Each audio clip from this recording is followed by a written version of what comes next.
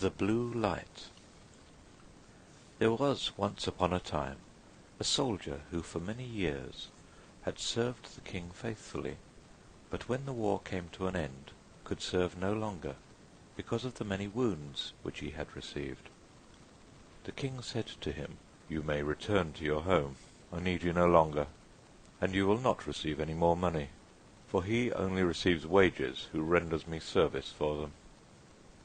Then the soldier, who did not know how to earn a living, went away greatly troubled, and walked the whole day, until in the evening he entered a forest.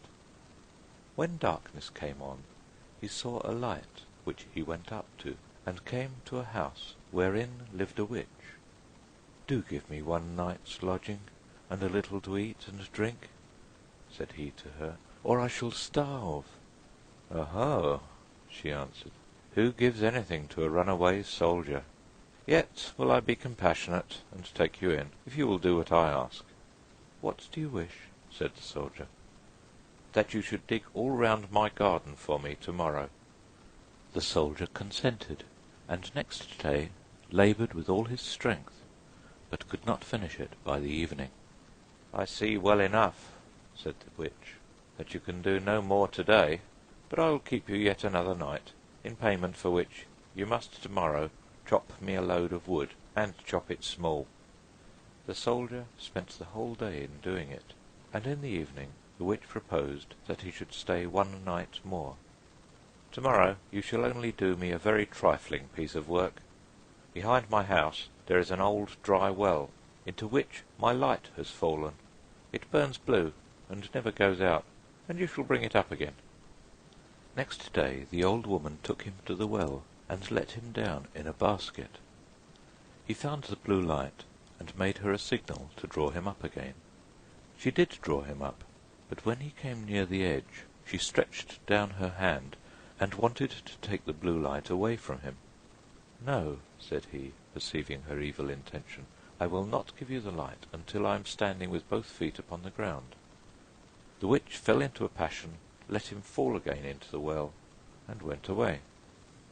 The poor soldier fell without injury on the moist ground, and the blue light went on burning. But of what use was that to him? He saw very well that he could not escape death. He sat for a while very sorrowfully. Then suddenly he felt in his pocket, and found his tobacco pipe, which was still half full. "This shall be my last pleasure," thought he, pulled it out, lit it at the blue light, and began to smoke. When the smoke had circled about the cavern, suddenly a little black dwarf stood before him, and said, "Lord, what are your commands?" "What are my commands?"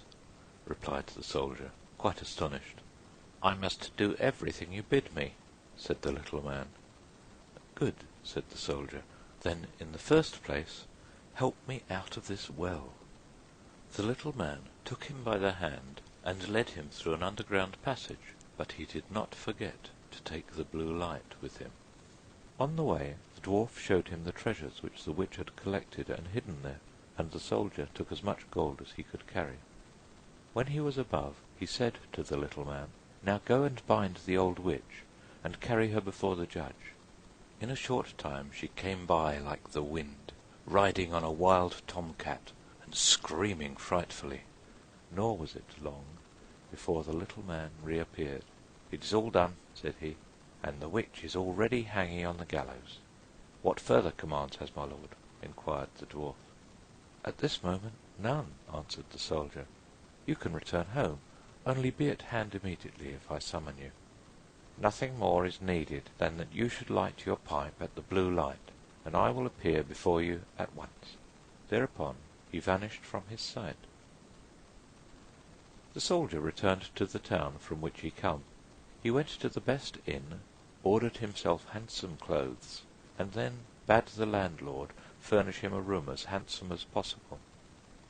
When it was ready, and the soldier had taken possession of it, he summoned the little black manikin and said, "I have served the king faithfully, but he has dismissed me and left me to hunger, and now I want to take my revenge. What am I to do?" asked the little man. "Late at night, when the king's daughter is in bed, Bring her here in her sleep. She shall do servant's work for me." The manikin said, "That is an easy thing for me to do, but a very dangerous thing for you, for if it is discovered you will fare ill." When 12 o'clock had struck, the door sprang open, and the manikin carried in the princess. "Aha! Are you there?" cried the soldier. "Get to your work at once. Fetch the broom and sweep the chamber." When she had done this, he ordered her to come to his chair, and then he stretched out his feet and said, "Pull off my boots." And then he threw them in her face, and made her pick them up again, and clean and brighten them. She, however, did everything he bade her, without opposition, silently, and with half-shut eyes. When the first cock crowed, the manikin carried her back to the royal palace and laid her in her bed. Next morning, when the princess arose, she went to her father and told him that she had had a very strange dream. "I was carried through the streets with the rapidity of lightning," said she, "and taken into a soldier's room, and I had to wait upon him like a servant, sweep his room, clean his boots, and do all kinds of menial work. It was only a dream, and yet I am just as tired as if I really had done everything." "The dream may well have been true," said the king. "I will give you a piece of advice. Fill your pocket full of peas, and make a small hole in the pocket, and then, if you are carried away again, they will fall out and leave a track in the streets." But, unseen by the king, the manikin was standing beside him when he said that, and heard all.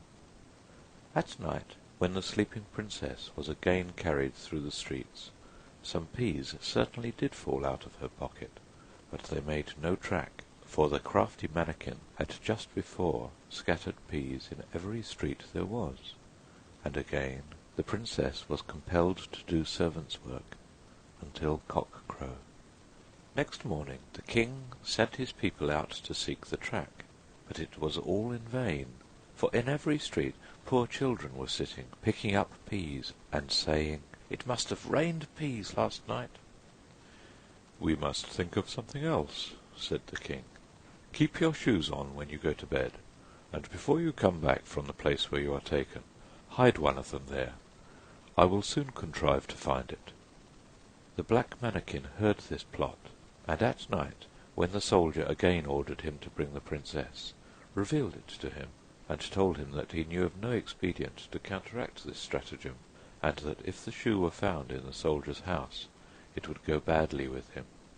"Do what I bid you," replied the soldier, and again, this third night, the princess was obliged to work like a servant, but before she went away she hid her shoe under the bed. Next morning the king had the entire town searched for his daughter's shoe. It was found at the soldier's, and the soldier himself, who at the entreaty of the dwarf had gone outside the gate, was soon brought back and thrown into prison.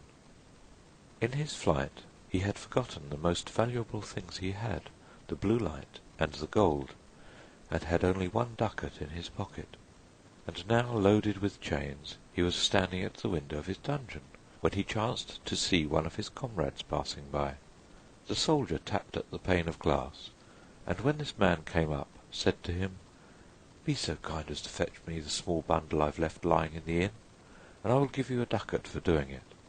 His comrade ran thither, and brought him what he wanted. As soon as the soldier was alone again, he lighted his pipe and summoned the black manikin. "Have no fear," said the latter to his master. "Go wheresoe'er they take you, and let them do what they will, only take the blue light with you." Next day the soldier was tried, and though he had done nothing wicked, the judge condemned him to death. When he was led forth to die, he begged a last favor of the king. "What is it?" asked the king. "That I may smoke one more pipe on my way." "You may smoke 3," answered the king, "but do not imagine that I will spare your life." Then the soldier pulled out his pipe and lighted it at the blue light, and as soon as a few wreaths of smoke had ascended, the manikin was there with a small cudgel in his hand, and said, "What does my lord command?" "Strike down to earth that false judge there, and his constable, and spare not the king, who has treated me so ill."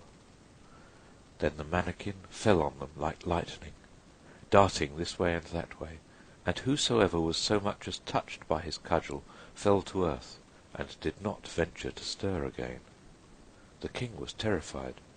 He threw himself on the soldier's mercy, and merely to be allowed to live at all, gave him his kingdom for his own, and his daughter to wife.